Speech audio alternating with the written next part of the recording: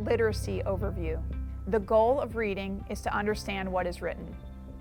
Being able to read is a skill that unlocks doors and improves lifelong outcomes. And through understanding the way the brain learns to read, we can better teach children the skills they need to become great readers. Here's how I learned to read. Mr. Radke used to be in the circus and worked as a tightrope walker and trapeze artist.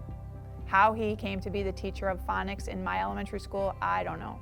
Now, having worked with younger students for the last 10 years or so, I realize I may be remembering Mr. Radke differently than he actually was, but that's how I remember him. He would come into my class, talk about how to pronounce words with silent letters, at the time like the word often.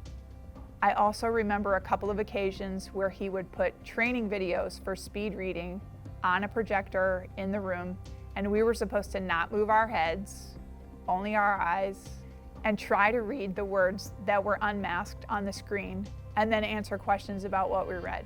And I was terrible at this. I was a person who would offer to read aloud anytime my teacher asked for someone to read, and I was very good at it. Now I understand this is called word calling.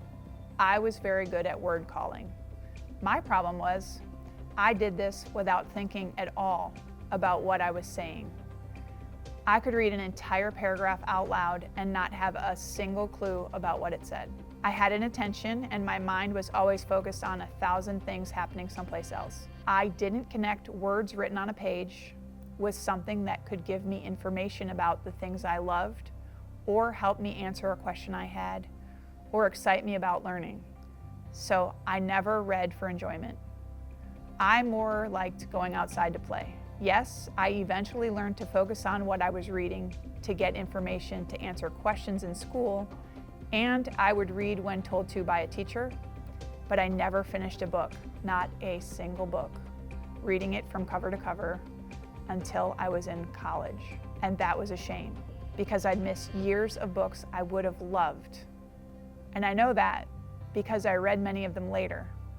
I had a huge number to read when I finally decided I would catch up. My journey to reading gives me an understanding about reading and things that are important, as well as about things like inattention and how inattention can get in the way of student learning.